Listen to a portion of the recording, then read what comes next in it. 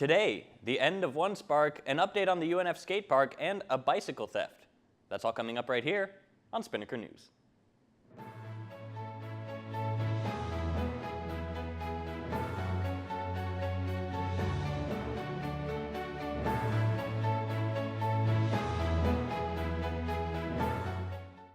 Hello Ospreys, I'm Patrick Lloyd. You're watching Spinnaker News on Spinnaker Television. One spark officially came to a close on Sunday. Large crowds showed up to all 5 days of the event that was held in downtown Jacksonville. Joe Sampson, the executive director of One Spark, seemed very pleased with how it went. I think that the second iteration of One Spark quickly grew, starting with the first day and Thursday, Friday, Saturday, and we sort of realized as we saw this national media and all this buzz over social media, and we had, literally well over 250,000 people turn out for One Spark. This is likely the most significant event in Jacksonville's history. Sampson also said that he plans on expanding One Spark by bringing it to Berlin, Germany later this year. And we here at Spinnaker News recently reported that the future of the UNF skate park is currently uncertain. The Spinnaker recently sat down with Everett Malcolm. Everett Malcolm is the Associate Vice President of Student Affairs. He talked about what UNF is doing to keep the skate park.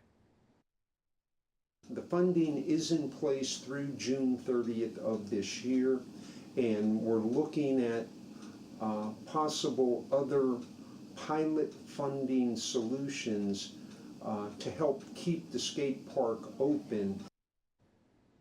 That pilot program that he mentioned would potentially keep the skate park open for Summer B of this year.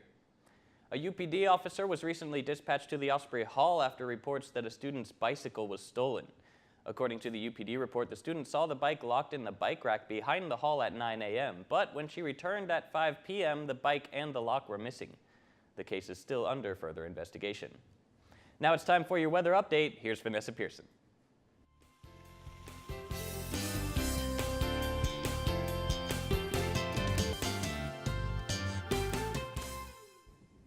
Hey Ospreys, I'm Vanessa Pearson here with your Spinnaker weather report. Well, for those of you complaining about the heat, you get your wish today. Instead of having a high in the 80s, today our high will be only 64 degrees, a seemingly random and shocking change from our recent toasty days. Added to the cold weather will be heavy winds of 17 to 20 miles per hour. There also is another moderate risk of rip currents today, so be careful if you're on the shores. Luckily, the sun is out and expected to be out all day. Moving into the night, there will be a 30% chance of precipitation. It will be cloudy, dropping our low to 60 degrees. The winds will continue on with gusts around 14 to 16 miles per hour. Well, that's what I have for you today, Ospreys. But before we take it back to the desk, let's take a look at our 3-day forecast.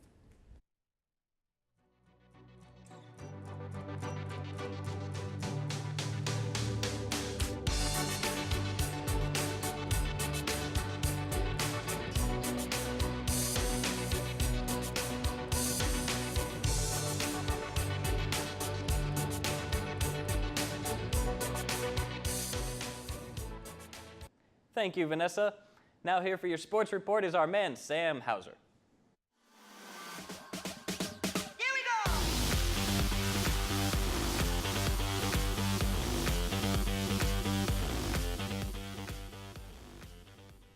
Hey there, Ospreys. I'm Sam Hauser here with your Spinnaker Sports Report as we take a look at what happened over the last couple of days. And after getting swept in their last series, we start with the baseball team who responded with a 12-1 win over Bethune-Cookman last night. 8 of the 9 Ospreys that started the game recorded a hit, and junior Drew Weeks led the charge with a 3-for-5 effort. He sent 2 balls over the fence and tied a season high with 4 RBI. Weeks came into the game leading the nation in hits and ranked 4th in batting average. On the mound, 5 UNF pitchers combined to give up 1 run on 3 hits, and the run was unearned. Next up is a 3-game Thursday, Friday, Saturday series in Fort Myers against Florida Gulf Coast. The women's golf team opened up the ASUN Championship with a strong round that allowed them to finish that first round in 4th place. The team struggled in the second round before rain forced everybody off the course in Jekyll Island, Georgia. The Ospreys will be in 7th place when play resumes. That's what I have for sports today. Let's toss it back to Patrick at the desk. Thank you, Sam. That's all the time we have for you today on Spinnaker News, but remember, you can keep yourself updated and informed with all of the latest UNF news stories at unfspinnaker.com. Also, you can like the Spinnaker on Facebook at facebook.com/UNFSpinnaker, and you can follow us on Twitter at UNFSpinnaker. For Vanessa Pearson and Sam Hauser, I'm Patrick Lloyd. Have a great day, UNF.